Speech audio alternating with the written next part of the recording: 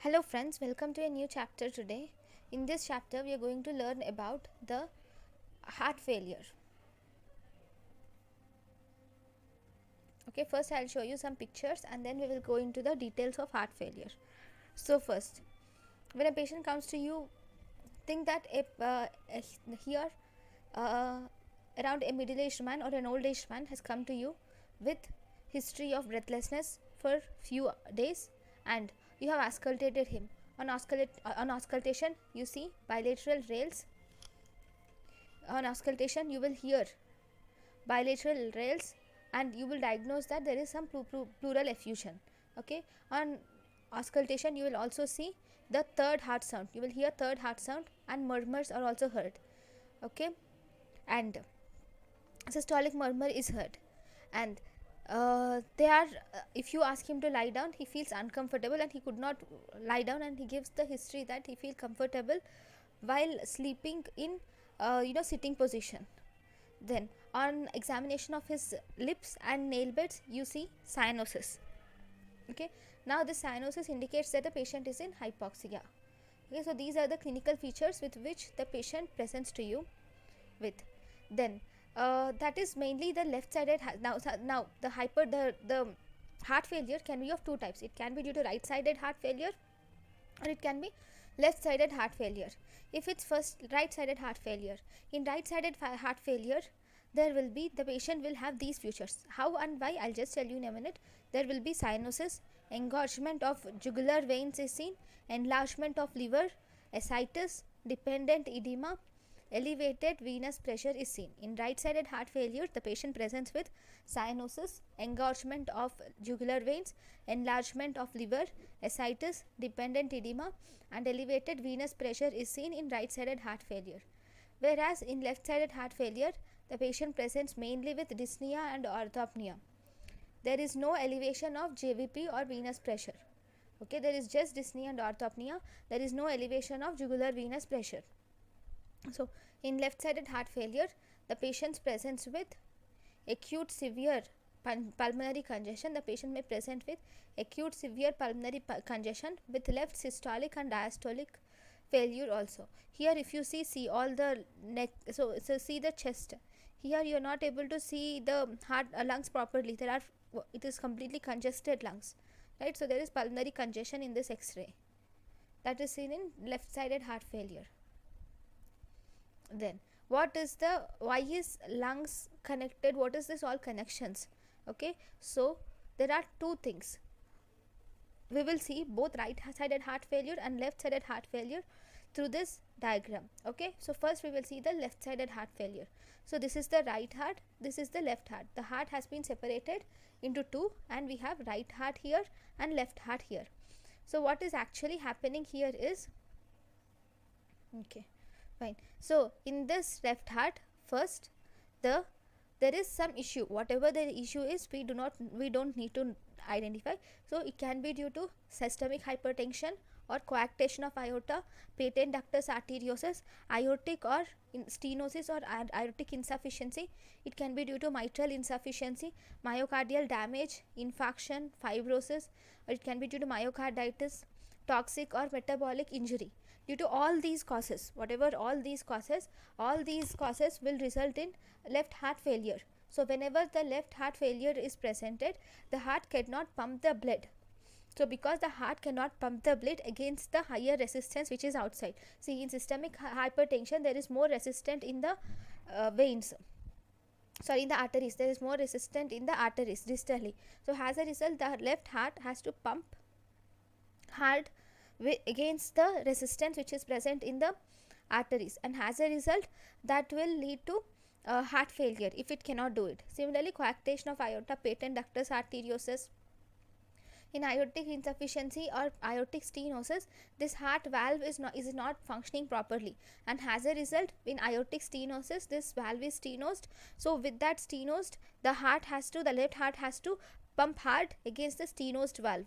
If it's aortic insufficiency, in this the blood every time there is no proper closure of aortic insufficiency, there is no proper closure of this aortic valve. So even in the diastole, instead of blood going into the arteries, some of the blood is regurgitated back into the right ventricle. So because of that regurgitated blood which is into the right ventricle, this will provide more blood again. So because of the more load on the heart, it is difficult for the heart to pump the blood. In mitral insufficiency, there is increased blood which is present in the left shunt, similar to that of aortic insufficiency. So because of all these reasons, there is increased left ventricular pressure. So it is difficult for left ventricle to pump the blood. So as a result, some of the blood it try to do it on its maximum effort. It gives it, the left ventricle gives maximum effort to pump the blood, but still some of the blood will be left in the left ventricle. So this blood, again the blood, so because there is some blood left in the left ventricle, and left ventricle also undergoes hypertrophy also, right, in order to pump against the resistance. Okay, even the left ventricle blood will be there will be some blood left in the left ventricle. Okay, now the left atrium will pump the blood into the left ventricle, right, during diastole. That is ventricular diastole, that corresponds to atrial systole. The left ventricle will pump the blood to the left atrium pumps the blood into the left ventricle.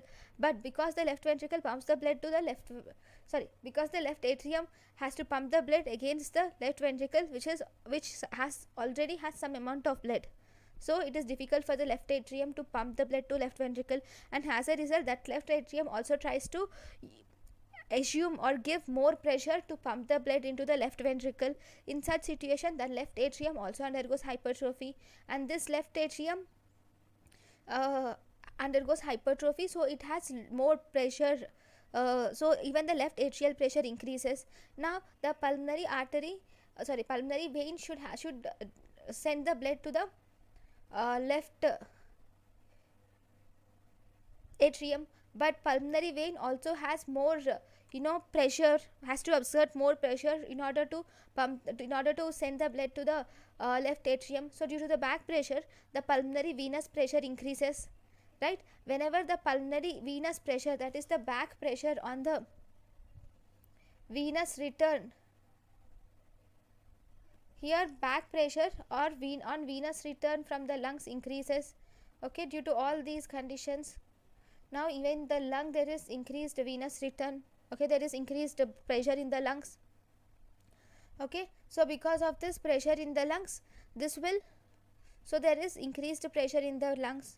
Okay, so because there is increased hydrostatic pressure in the lungs, so because of that, the fluid in the lungs will go into the alveoli and it settles in the alveoli because of the pressure difference, right. So that leads to pulmonary edema.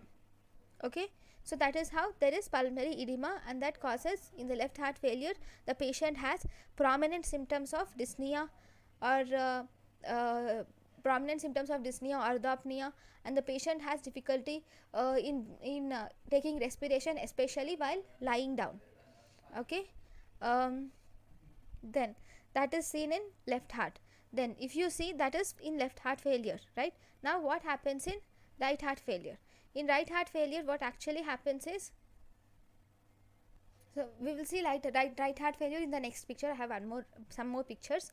Okay, then that is this type of edema which occurs due to the left heart failure is called as passive pulmonary congestion, because it is occurring due to passive or back pressure of blood. This passive pulmonary congestion can also occur due to these causes, where there is obstruction to the pulmonary flow.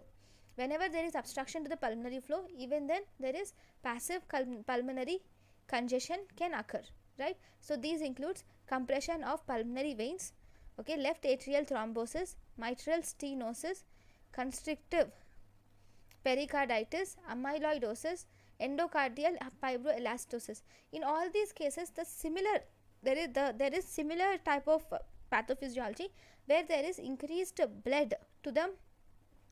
pressure in the left side of the heart, which is transmitted as back pressure to the pulmonary circulation. Okay, thus causing pulmonary congestion and edema. Okay, this is passive pulmonary edema. Then we also have something called as active pulmonary edema. What is this active pulmonary edema? In this active pulmonary edema, it occurs due to increased blood flow to the lungs. In one way or the other, there is increased blood flow to the lungs. Now, what are the causes where there is increased blood flow to the lungs? One of the cause is it occurs in pregnancy. In pregnancy, there is increased blood flow to the lungs. Okay, and also whenever there is left to right shunt, that is atrial and ventricular defects. So in the causes of left to right shunt, the blood from the left side of the heart goes into the right side of the heart, and as a result, the same blood gets circulated more and more into the pulmonary circulation, and as a result, there will be increased blood flow to the pulmonary circulation. Okay, these are the causes where we find active pulmonary congestion. Okay, and also in high viscosity states like anemia or thyrotoxicosis, where the blood increases. So in those states we can have pulmonary congestion, which is active pulmonary congestion. Next, if you see the causes of pulmonary edema, so these are the different causes of pathogenesis we have already seen, but we will see it again. Okay, so first, the pulmonary edema can be from, number one, whenever there is a brain lesion. Okay, these are different causes. Okay, we have just seen cardiac causes before, but now we will see different causes. Pulmonary edema can occur due to brain, due to lungs, due to there are n number of causes for pulmonary edema. Okay, so first of it is brain. Whenever there is a brain lesion, so the adrenal gland will secrete catecholamines, epinephrine and norepinephrine. Okay, so these will cause systemic vasoconstriction. Whenever there is systemic vasoconstriction, the blood from the systemic circulation shifts to the pulmonary circulation. So there is increased pulmonary arterial capillary pressure, which can predispose to pulmonary edema. So even the lesion in the brain can cause pulmonary edema. Then whenever there is pulmonary infection or toxic gas inhalation or asphyxia, if there is pulmonary infection, toxic gas inhalation, asphyxia or high altitude, in these conditions, this can lead to dyspnea or suction effect. Okay, because of this dyspnea or suction effect, there is increased capillary permeability, which can also lead to pulmonary edema. Even the allergic reaction or shock, in this condition, the blood tries to increase the capillary permeability due to the release of mediators like histamine, serotonin. All those will increase the capillary permeability, and thus that can predispose to edema. Then we have myocardial infarcts. If there is myocardial infarct, then there is change in the rate and contractility of the heart. So because there is change in the rate and contractility of the heart, there is left ventricle cannot pump the blood, so left ventricle undergoes hypertrophy. So there is increased left ventricular diastolic pressure. This will cause back pressure to the left atrium, causing increased left atrial pressure, which in turn causes increased back pressure to the lungs, causing increased pulmonary venous capillary pressure. Okay, even this can cause pulmonary edema. Then lipoid nephrosis, that is nothing but minimal change disease, or liver diseases, or in excessive saline infusion, or in starvation. In all these conditions, there is decreased decreased colloid osmotic pressure. That is, in all these conditions, there is decreased albumin. See, in lipoid nephrosis, the albumin goes out of the urine, that is hyperalbuminuria occur, and as a result there is hypoalbuminemia in the blood, that is there is decreased albumin in the blood. Okay, that is lipid nephrosis. So because of decreased albumin in the blood, there is decreased colloidal osmotic pressure in the blood. In the liver, there is decreased albumin production because albumin is produced from liver. Then there is excessive saline infusion. Whenever you do excessive saline infusion, that will also decrease the colloid osmotic pressure because of increased fluid, right? Then in starvation, the patient does not diet properly, and as a result there will be hypoalbuminemia again. Then if you see this picture,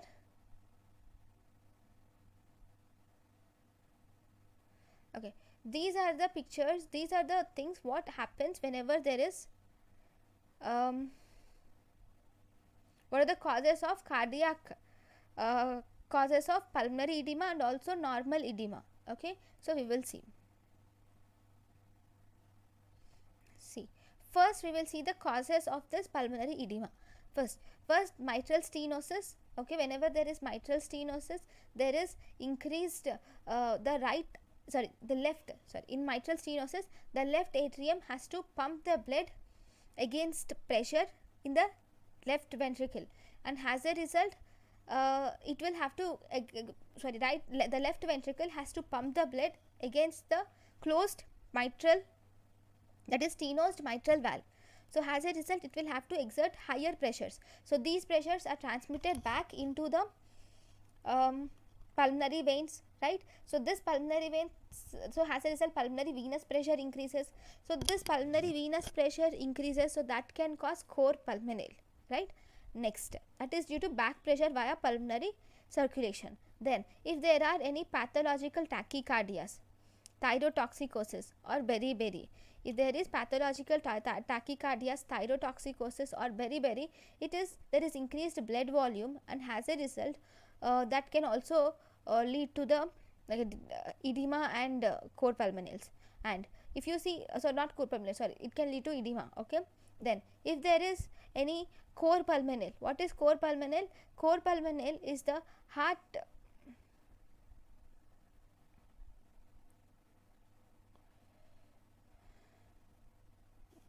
cor pulmonale is due to the due to some respiratory disease. If there is right heart failure, what is cor pulmonale? There is first primary respiratory disease, and because of this respiratory disease, I'll just write it here, it becomes easier. So if you see cor pulmonale, it is right heart failure. If the right heart failure occurs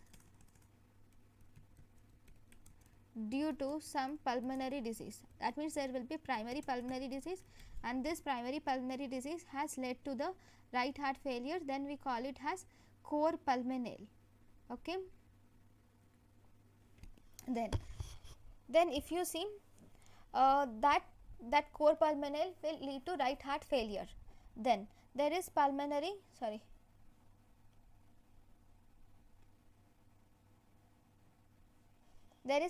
stenosis.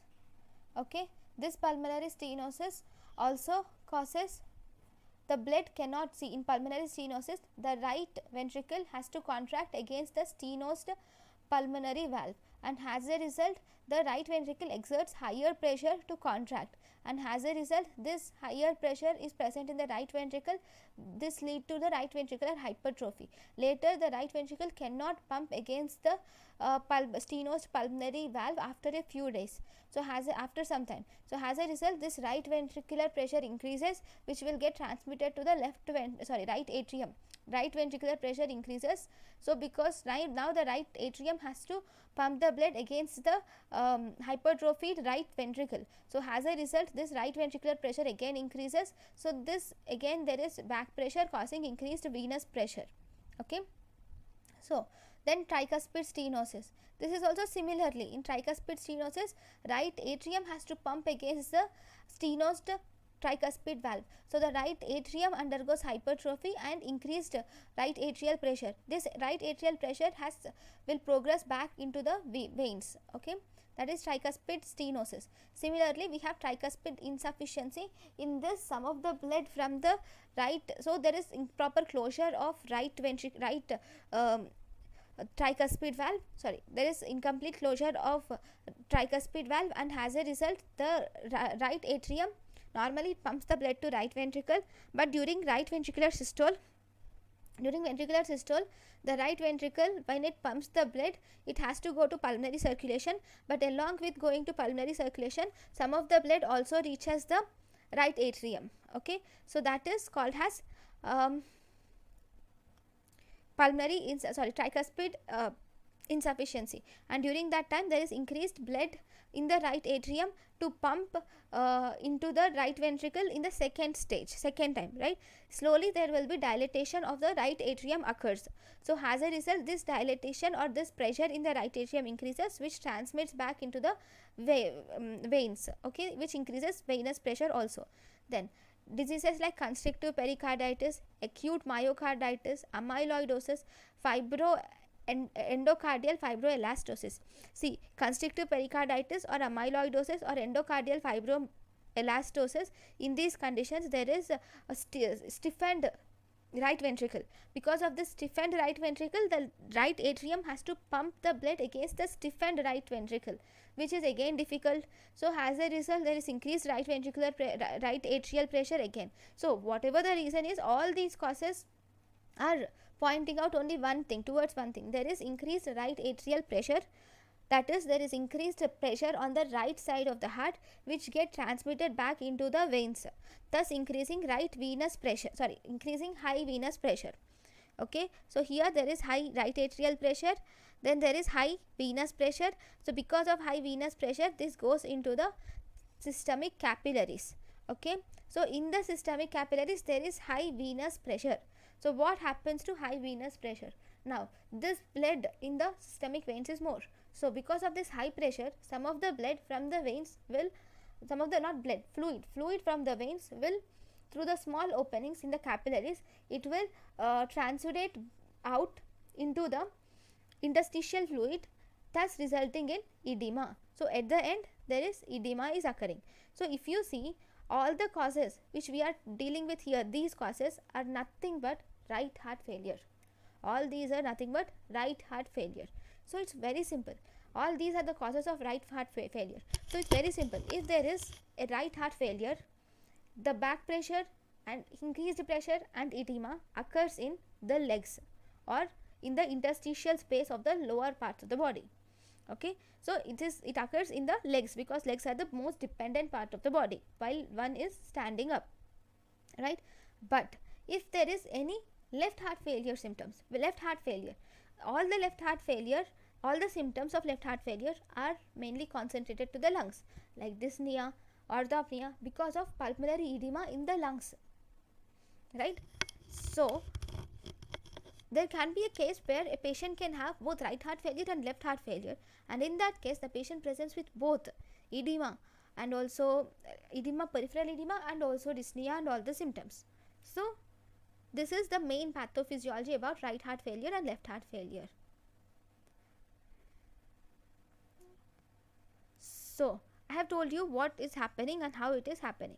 Now what are the drugs which can be given? So this chart just tells you what drugs can be given. So if there is any, so I have said the left heart, in left heart failure, the heart is pumping hard to pump the blood, working hard to pump the blood into the aorta. So if we give some drugs which will assist the heart in pumping the blood, so it is easier for heart to pump the blood, right? So that includes digitalis, dobutamine, milrinone and vasodilators. So if we give these drugs like digitalis, dobutamine, milrinone or vasodilators, these will digitalis and dobutamine, these two will increase the calcium in the calcium present in the cells, and as a result they will cause increased depolarization and increased pumping, whereas vasodilators will cause dilatation of the peripheral arteries. Whenever they cause dilatation of the peripheral arteries, so the heart can easily pump the blood through the dilated arteries, because this pressure outside the arteries, in the arteries, the pressure decreases because of dilatation, right? It's simple, Boyle's law, pressure is inversely proportional to pressure is inversely proportional to volume. So in the arteries, if we have dilated it, volume of the arteries increases, so generally pressure decreases. So because pressure decreases, now the left heart does not have to work against the increased pressure, it can work happily. So it becomes easier for the heart to pump the blood. Okay, then second, this I said in the pulmonaries there is increased edema will occur. See, I didn't tell you one more mechanism. So there is increased pulmonary venous pressure, and as a result this leads to pulmonary edema. What is pulmonary edema?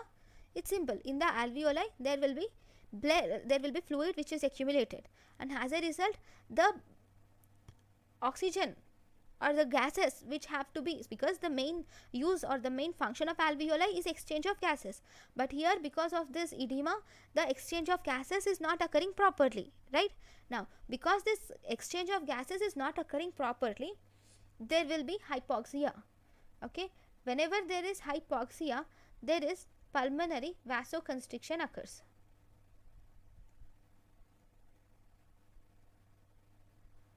Okay, so here pulmonary vasoconstriction occurs. Okay, so here we give antihistaminics, will decrease the edema and decrease the allergic manifestations of the heart, and also help in proper circulation. Okay, then we'll have to give oxygen, so we'll have to supplement oxygen also. Why? Because it is hypoxia, the patient has hypoxia, so we should give oxygen, right? So these are the drugs, some drugs which should be given for heart failure. Then now let us now learn some points about the heart failure. Okay, in the heart failure we have two types of heart failure. I told right and left heart failure, that is true. There is one more classification of heart failure which has divided the heart failure into, we have systolic heart failure and we have diastolic heart failure. So what do you see in systolic heart failure? In systolic heart failure, cardiac output. See, normally now in systolic heart failure there is difficulty in the heart to pump the blood against the ventricles, right? If the heart, in the heart, this is the heart, it has 4 chambers, this is the right side, this is the left side, so this is the aorta, this is the pulmonary vein, right? Now if the heart has difficulty in pumping this blood into the aorta, then that is systolic heart failure. Okay, there is problem in pumping action, so that is systolic heart failure. What is diastolic heart failure? Diastolic heart failure is the heart can pump the blood, but the problem is the heart, first of all the heart is not having proper amount of blood to pump, that is the blood which is present in the heart is less. Why is the blood in the heart is less? That is because of improper filling of blood. We will deal with the causes in a while, but here there is improper filling of the blood, so that is seen in diastolic heart failure. See, there is cardiac output. What is cardiac output? Cardiac output is nothing but the volume of the blood, that is the volume of the blood that the heart pumps in 1 minute is cardiac output, right? This is called as heart rate into stroke volume. Cardiac output is nothing but heart rate into stroke volume. What is stroke volume? Stroke volume is the amount of blood that the heart pumps in one beat, per beat. If you see the amount of blood that the heart pumps per beat is stroke volume. In cardiac output, the amount of blood that the heart pumps in 1 minute is cardiac output. Okay, then we have ejection fraction. Ejection fraction is that there is lots of blood in the right ventricle. In the left ventricle there will be blood, definitely, but how much amount of blood among the blood that is present in the left ventricle, the amount of blood that is ejected out is the ejection fraction. That means, for example, just these are arbitrary values. If you think the left ventricle has, at the end of the atrial systole, that is before the ventricular systole, if there is if the blood is 140 ml of blood is present in the right ventricle, just think, so left ventricle, just think that there is 140 ml of blood. Among this 140 ml of blood, if the heart has pumped only 60 ml, so out of this 140 ml, only 60 ml of blood is entering the aorta, so it is 60 by 140 is nothing but the ejection fraction, right? So normally the ejection fraction should be 50 to 70%. Normally if you see, the ejection fraction should be 50 to 70%. Borderline ejection fraction is 40 to 50%. If the ejection fraction is 40 to 50%, then it's fine, one can cope up with it. But if the systolic heart for systolic heart failure, the ejection fraction will decrease to less than 40%.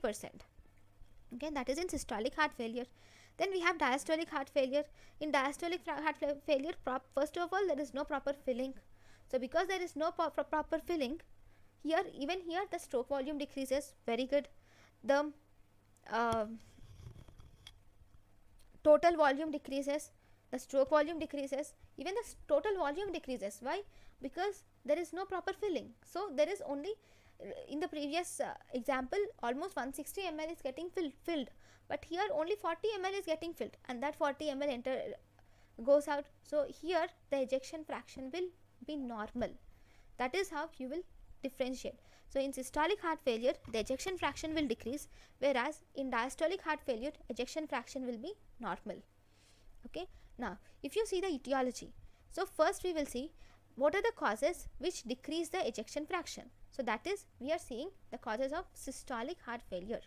We have seen all these just in a minute also. Okay. So the main causes of decreased ejection fraction or causing systolic heart failure causes are, first, coronary artery disease. In coronary artery disease or MI, there is infarction to the ventricle. Whenever there is infarction to the left ventricle cannot pump the blood because of the dead, degenerated heart cells, right? So that will lead to decreased ejection fraction.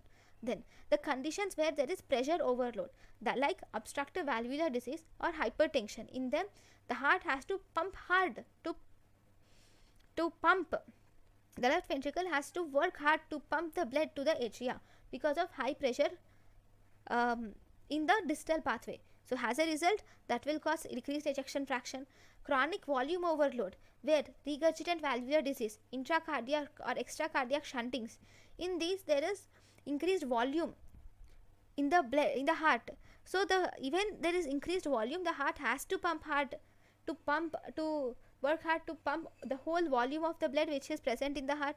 That will also decrease the ejection fraction. Next, non-ischemic dilated cardiomyopathy.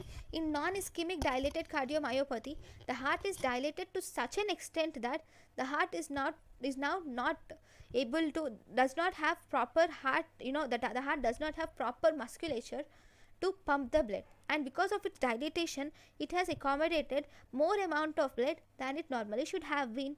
So as a result, that will also result in systolic heart failure. Drug induced or toxic Chagas disease, all these will damage the myocardium, and muscles are integral part for pumping, right? Because the cardiac muscles is the place where all the action potential is generated and which helping contraction, but here in these the muscle is only defective, and as a result even that causes heart failure. In chronic brady and tachyc arrhythmias also, that leads to systolic heart failure. Now these are the causes where there is systolic heart failure. Now what are the causes where there is diastolic heart failure or preserved ejection fraction? Here the problem is in filling disorder. That means the heart, if you ask the heart, maybe it can pump the blood properly, but the problem is, first of all, it's not getting filled completely. So first is pathological hypertrophy, that is in primary or secondary hypertension. When the heart has become hypertrophied, it has been hypertrophied to such an extent that the ventricular volume is very less. So that leads to decreased filling, right? In aging also there is hypertrophy, it's similar mechanism. Then we have restrictive cardiomyopathy. See, among these, all these will have the similar mechanism, like restrictive cardiomyopathy due to infiltrative or storage disorders, fibrosis or endocardial disease. In all these conditions, there is right or left ventricle that becomes stiffened. Because of stiffened ventricle, there is less volume present in the ventricle, and because of this less volume, the blood is not filled properly. Then if you see the conditions like dilated cardiomyopathy, familial or pulmonary, see pulmonary conditions like core pulmonale and pulmonary vascular disorders, here these have predisposed right heart failure. Okay, because of right heart failure, see in pulmonary valvular disorders or core pulmonale, there is core pulmonale is right heart failure due to increased right heart failure due to pulmonary disorders is core pulmonale. So in core pulmonale or pulmonary vascular disorders, there is problem in the pulmonary vasculature, and because of that the blood is not filled entering the left heart. Okay, thus there is decreased ejection fraction. So then there is high output states like metabolic disorders like thyrotoxicosis or nutrient beriberi, or excessive blood flow requirements like systemic arteriovenous shunting or chronic anemia. In all these cases, the there is diastolic failure. There is problem in filling of the left heart. See, this preserved this ejection fraction, this division of heart failure based on ejection fraction is mostly concerned with left heart failure. Why? Because see, if the left heart failure is more dangerous when compared to right heart failure. Even this statement is also not true. Actually, both of them can be dangerous. But if you see the left heart failure, okay, it progresses faster, very faster when compared to right heart failure. It's simple. See, left heart, whenever there is decreased ejection fraction, okay, there is, even if it is decreased ejection fraction, even if the ejection fraction is normal, the stroke volume is decreased, right? In both the cases, in preserved or in either in preserved ejection fraction or if you see the decreased ejection fraction, in both these cases the stroke volume is decreased. That means the cardiac output is decreased, so the blood to the essential organs is decreased. So there is hypoxic state, not just to the lungs, there is this hypoxic state and to all the parts of the body. So it progresses very faster. Because of dyspnea, the patient lands up into dyspnea, pulmonary disease and ICU admission very fast in left heart failure. So we are mostly concerned with ejection fraction in left heart failure, okay, and most commonly the most common causes are left heart failure. And one more thing, right heart failure, the isolated right heart failure is very rare, except in cor pulmonale. Isolated right heart failure is almost nil, you can say is almost negligible, because most common cause of right heart failure is left heart failure itself. So whenever there is left heart failure, it can progress back to right heart failure, okay. So right heart failure is also not so common when compared to left heart failure. So that is the reason why we give more emphasis to left heart failure when compared to right heart failure. Then all these etiologies will lead to one thing. Whichever etiologies which we have talked now, all these will lead to damage of the heart muscle. It can be, this damage is not just this damage does not mean anatomical damage. It can be functional damage of cardiac myocytes. There can be functional damage of heart muscle cell. So because whenever there is damage of heart muscle cell, this will activate atrial natriuretic peptide, brain natriuretic peptide, prostaglandin E, prostaglandin I2 and nitric oxides. Or it can also activate renin angiotensin system, or it can increase the myocardial contractility. So because it can activate atrial natriuretic peptide, brain natriuretic peptide, or prostaglandin E2, prostaglandin I2, nitric oxide, or it can activate renin angiotensin aldosterone system, or increase the myocardial contractility. So all these will cause one thing, all these will maintain cardiac output and they will maintain the blood pressure, okay. All these are done to maintain the cardiac output, because we will have to give, so the body will try hard and hard to provide the blood to whole body. So as a result, it will work hard to provide the blood to the to maintain cardiac output and blood pressure. So normally it is there is asymptomatic. Then due to the increased creatinine kinases, adrenergic system, neurohormonal symptoms, all these will lead to conversion of all these will lead to manifestation of symptoms, okay, because of ventricular remodeling occurs, okay. So whenever there is left heart failure, our heart, whenever there is damage to the heart muscle in the initial stages, our heart does not lose hope. It starts to do the changes in the heart muscle so that there can be proper functioning of the heart. In this, what are the changes that the left heart does in order to make the heart functional? It causes, whenever there is myocyte loss, damage to the myocytes or muscles, then it will cause hypertrophy of the other myocytes, so that the lost myocytes function can be compensated by the hypertrophy of other myocytes. Then it causes beta adrenergic desensitization also. Then it causes alteration of contractile property of myocytes. It changes the contractile property of myocytes in such a way that they can function properly. How? See, whenever there is damage to the myocytes or damage to any cell in our body, one cell will work a lot to use that space for its work. So whenever there is damage to either brain or either brain cell or muscle cell or myocyte or cardiac myocyte, fibroblasts will come to that place and they will create fibrosis. So this, but if there is fibrosis in the heart, obviously it can't pump the blood properly, so that will again lead to heart failure, right? That will lead to worsening of heart failure. So in order to prevent it, what our body does is, our body will produce some enzymes which will dissolve the organized collagen fibers.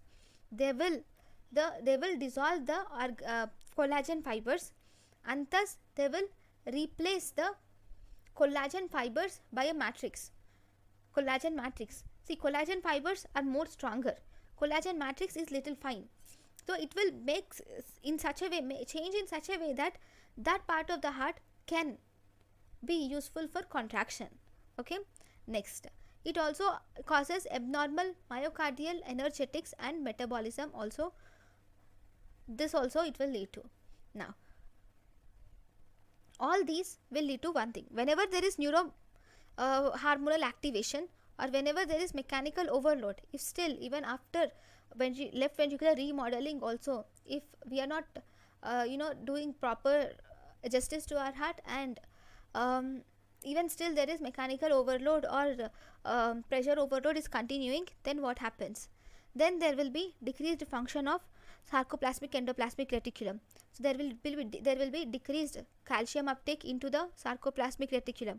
There will be hyperpolarization of ryanodine receptors. There will be changes in the excitation contraction coupling. So because of all these things, the heart will not function properly, because first of all there is decreased calcium, and there is decreased pumps which are responsible for calcium entry into the cells. So this will lead to systolic or diastolic dysfunction.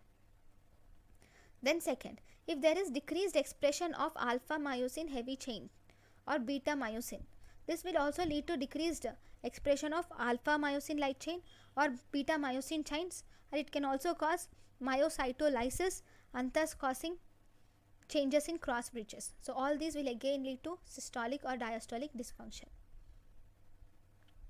Then we have said about right heart failure. See, I have told you that there is inability of right ventricle to pump the blood. So as a result, all the blood is accumulated in the right ventricle. This accumulated blood in the right ventricle will cause back pressure to the right atrium, right? This back pressure to the right atrium is again transmitted into the superior vena cava and inferior vena cava. Now if it is transmitted to the superior vena cava, it causes distended neck veins, and you can see the internal jugular vein is distended. There is increased jugular venous pressure is seen. If this pressure is transmitted to the inferior vena cava, this will cause hepatomegaly and ascites, which can again lead to jaundice. Okay, so this is the manifestations of right heart failure. Then what about the left heart failure? It is a similar mechanism which I have told you just now. So there is all these causes, whatever the causes are, they will decrease the contractility. Okay, whenever there is decreased contractility, and also there is decreased compliance, and because of that the heart undergoes either concentric hypertrophy or it can undergo eccentric hypertrophy. Concentric hypertrophy occurs in conditions where there is increased pressure overload, whereas eccentric hypertrophy occurs in places where there is volume overload. Okay, then if you see in atrial valve stenosis, there is no preload, no eccentric and no concentric hypertrophy.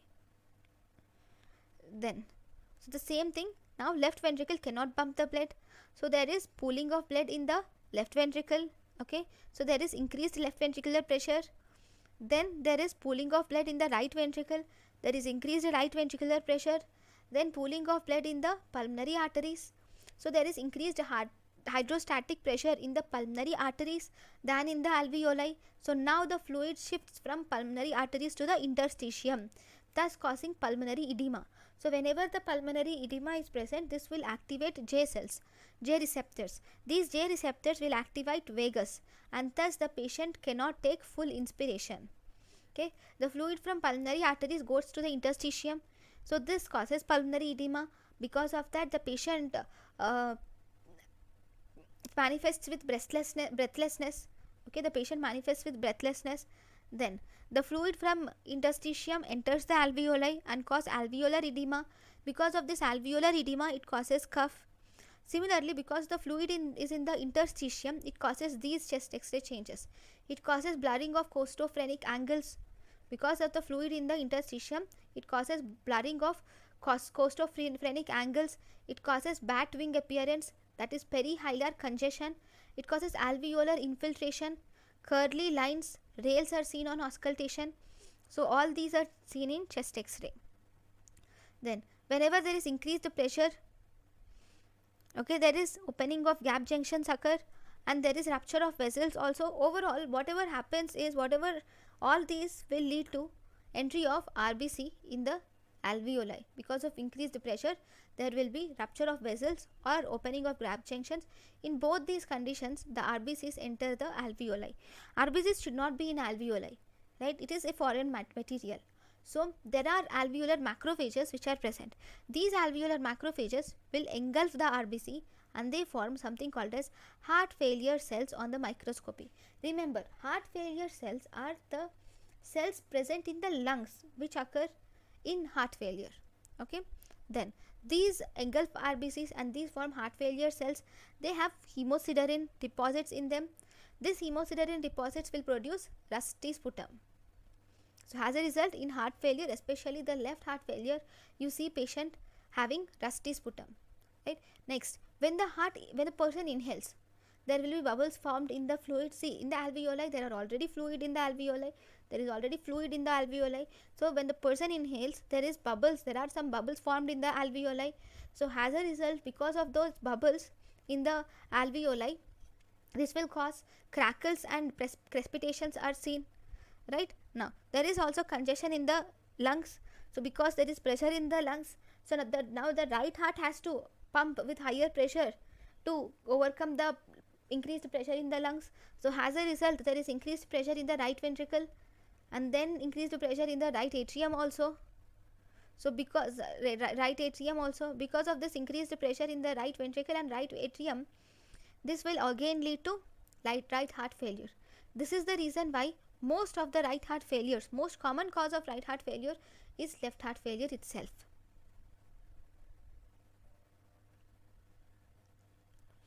Then now ventricles can't pump the blood properly. So because of all these, now the problem is ventricle cannot pump the blood properly. Now because the ventricle is not able to pump the blood properly, there will be decreased stroke volume, right? I have told you, because there is decreased stroke volume, there is decreased blood to the peripheries. See, proximal cells will take the oxygen which is available in the blood, but the distal cells will not have oxygen. So as a result, there will be cyanosis in the peripheries. The patient suffers from cyanosis in the periphery. Then if the patient is lying down, there is orthopnea, and I said there will be orthopnea, and also there will be PND, that is paroxysmal nocturnal dyspnea. So why is there orthopnea and why is there paroxysmal nocturnal dyspnea? See, the patient is lying down. When the patient is lying down, there is increased venous return from the legs. From the legs, the blood reaches the heart. Okay, the blood from the legs reaches the heart, and from the heart it goes into the pulmonary edema. So there is increased pulmonary edema because it goes to lungs. Because of this increased blood in the lungs, it causes breathlessness. So this breathlessness that occurs after sleeping is called as, immediately after lying down, is called as orthopnea. Okay, then there is something called as PND also. What is this PND? Here the person has started sleeping. While the person has started sleeping, from the pedal edema, see here this is the blood from the legs. Here there will be resorption of fluid from the pedal edema. this resorption of fluid from the pedal edema enters the blood. Now this blood, edematous fluid enters the blood, and then there is increased venous return. This will again increase the pulmonary edema. So as a result, the patient develops breathlessness after hours of sleeping, which is called as paroxysmal nocturnal dyspnea. That is, there is sudden breathlessness which is seen hours after hours of sleeping is paroxysmal nocturnal dyspnea. Then overall, all these will lead to hypertrophy and dilatation of the heart, right? Whatever we are dealing with, all this, first in the beginning it leads to hypertrophy and dilatation of heart. So along with the heart, even the valves get dilated. So there is even displacement of papillary muscles, and the valves will also get dilated. Because of the dilatation of valves or no proper closure of valves, there will be regurgitation which occurs. So there can be mitral regurgitation can occur. So in mitral regurgitation, the blood from the left ventricle goes to the left atrium instead of going into the aorta, especially when the left ventricle pumps, that is left ventricular systole. So during that time, there is increased blood in the left atrium. So because of that, this will lead to early diastolic murmur, which is S3 heart sound. It leads to S3 heart sound. So I have shown you the picture in the first 5 minutes. I have shown you a picture which is showing the man with cyanosis, with heart murmur, systolic heart murmur and everything, right? So this is corresponding to the history, whichever the history is corresponds to the whole pathophysiology, right? Now what about the investigations? In the investigations, first we will do routine lab testing. In the routine lab testing, we can do complete blood picture, electrolytes, blood urea nitrogen, serum creatinine, liver function tests, complete urine examination. So all these are done in routine lab testing. Then we can do ECG, and this ECG, through the ECG we can determine the left ventricular hypertrophy. We can determine left ventricular hypertrophy with the help of ECG. Then we will see chest X-ray. Okay, in the chest X-ray we can find interstitial pulmonary edema and hypertension, pulmonary hypertension. Then we can do 2D echo. This 2D echo will mainly assess the left ventricular size and function, and also it also assesses the right wall motion abnormalities and determine the ejection fraction. So if you see, this 2D echo or Doppler will assess the left ventricular size, function with right wall motion abnormalities. It will also determine the ejection fraction. Then after this we have something called as brain natriuretic peptide BNP and N-terminal pro-BNP. We have BNP, brain natriuretic peptide, and we also have N-terminal pro-BNP. So in this, these biomarkers like BNP or N-terminal BNP, pro-BNP, all these are released from the failing heart. Okay, when these are released from the failing heart, these are sensitive for heart failure and depressed ejection fraction. Okay, so these are the biomarkers which are released by the heart failure. These are also increased in heart failure with preserved ejection fraction. Either the decreased ejection fraction or preserved ejection fraction. In any failing heart, these biomarkers like brain natriuretic peptide or N-terminal pro-BNP are released. Then we have natriuretic peptide. This natriuretic peptide is also increased with age and renal impairment. This is also increased with age and renal impairment. Then we have troponin T, troponin I, CRP, C-reactive protein, tumor necrosis factor receptors and uric acid. So all these are increased in heart failure. Okay. Then if we see exercise testing, this exercise testing is mainly useful for assessing the need for cardiac transplantation in patient with advanced heart failure. In patient with advanced heart failure, in order to look for cardiac transplantation, we will have to do this exercise testing. It is mainly for knowing the need for cardiac transplantation. So in this exercise testing, we will find out peak oxygen uptake, that is VO2, less than 14 milliliters per kg per minute. When we look at this peak oxygen uptake, and if this peak oxygen uptake is less than 14 ml per kg per minute, then you can transplant the heart. If the heart is transplanted, this will give you better prognosis. So you can do transplantation if the peak oxygen uptake is less than 14 milliliters per kg per minute. Then what about the treatment? Now in the treatment, first we use class 1 or asymptomatic, where there is slow progression of the disease. In class 1 it is asymptomatic and you will see slow progression of the disease. So you should just the main important thing is to give the drugs which will slow the progression of the disease by blocking the neurohormonal activation. Then we have class 3 to 4. In class 3 to 4, the main aim is to alleviate the fluid retention and decrease the risk for progression. In this we will remove the fluid retention and we will have to decrease the risk of progression. Okay, in this we give diuretics and we also give neurohormonal intervention. So the treatment includes for heart failure with decreased ejection fraction, we will have to ask the person to do regular isotonic exercise like walking, definitely, and along with that we should ask the person to take dietary restriction of sodium and also fluid restriction, because if he takes more sodium or more fluid, he might increase the edema that he has might get aggravated. So we won't give we will ask the person to take dietary restriction of sodium and fluid restriction. Then we have to give diuretics.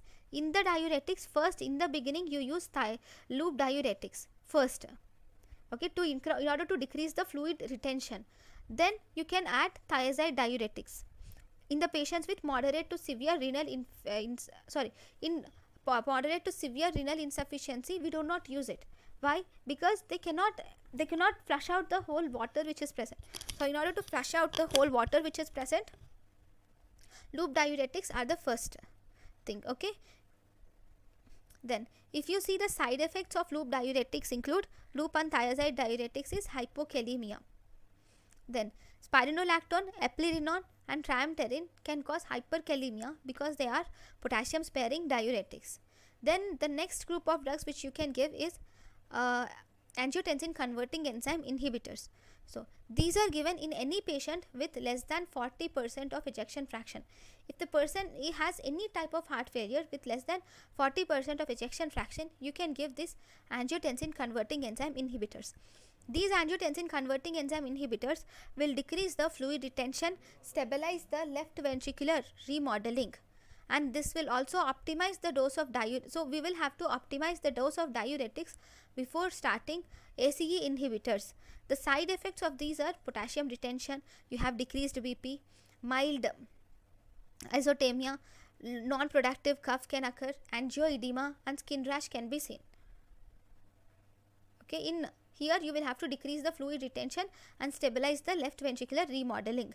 Then you have to see ARBs. So in the ARBs is angiotensin receptor blockers. These can also be given in any person with angiotensin converting enzyme intolerance. So if with angiotensin converting enzyme, if the person develops either skin rash or angioedema or cough, these features, then we can give this angiotensin receptor blockers, because these angiotensin receptor blockers does not have these effects. So then we have beta blockers. In the beta blockers can be given for heart failure less than 40% of ejection fraction. These are well tolerated in patients with diabetes mellitus, chronic obstructive pulmonary disease or peripheral vascular diseases. These beta blockers are contraindicated in patients with asthma. So we should not give in these beta blockers for those patients with asthma. So this is about the heart failure. Then along with all the above, if the person has symptomatics, so it is heart failure, so you should give digoxin. Digoxin is indicated in patients with symptomatic left ventricular dysfunction, concomitant atrial fibrillation you can give, or you can give in any patients with symptomatic heart failure even after giving ACE inhibitors and beta blockers. Even still after giving ACE inhibitors and beta blockers, if the person is symptomatic, then you should give digoxin. Obviously the treatment will never end without just digoxin. So this is about the heart failure. Thank you guys for watching my lecture. In the next class we will learn about the next important topic. Thank you.